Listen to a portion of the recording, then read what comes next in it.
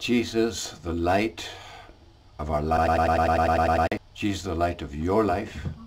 This Sunday is the feast of the presentation of Jesus. 40 days after Christmas, the 25th of December, 4 days later, the parents of Jesus, Joseph and Mary, present Jesus into the temple.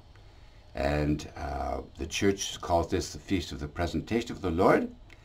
And it's celebrated in church, and I hope you do it in your parish, by lighting plenty of little candles and walking to the church in procession and saying, He indeed is light of the world. So, a little reflection on that. Jesus is light of your life and my life daily. How does he become light for us? In John chapter 8, he says, I am the light of the world. And we do not live in the darkness. He is the light. Well, the way that he, in many ways, of course, that he's light for our lives, but one of them is the 30 years that he lived in Nazareth. He lived 30 years, as you know, and nothing's recorded much about what went on there. Practically nothing, except the fact that he got lost once when he was a teenager. Many contemporary spiritual persons, authors, are very enamored by the life of Jesus in Nazareth. Call it the life of Nazareth, the life of ordinariness. I tend to call those 30 years of Jesus' hidden life, I tend to call it the hidden gospel. Because in and through that, the Word made flesh, God became one of us, lived ordinary lives just like you and me. For 30 years, God lived with us in the flesh, in Jesus, and never said one word. Isn't that stunning? Just to think about that. 30 years he lived amongst us and never said a word. He just took care of his neighbors. He cleaned his room. He prepared a meal for his parents if necessary. He went off to work each day like anybody else.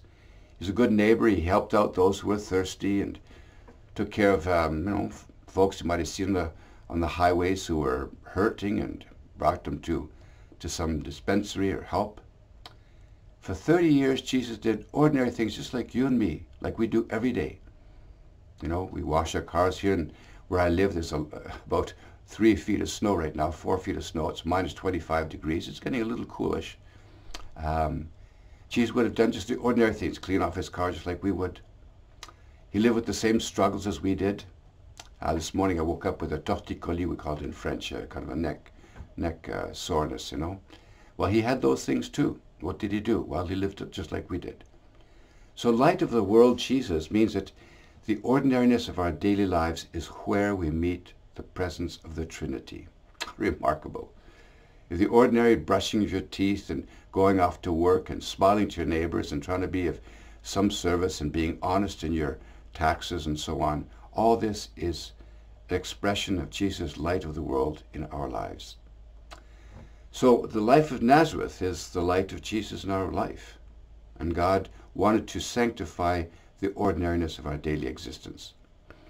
The 3 years of public ministry when Jesus quit his job and worked as a full-time itinerant preacher, during those 3 years he expressed in words and through parables what he'd been living for 30 years to show us the way of the Father.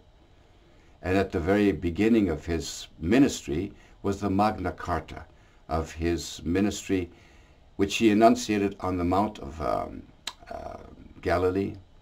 We proclaimed the Beatitudes. He put aside the 10 Commandments of Moses and said, okay, those are still valid, but that's not what the Gospel's about, not the 10 Commandments. It's about the Beatitudes, the 8 Beatitudes.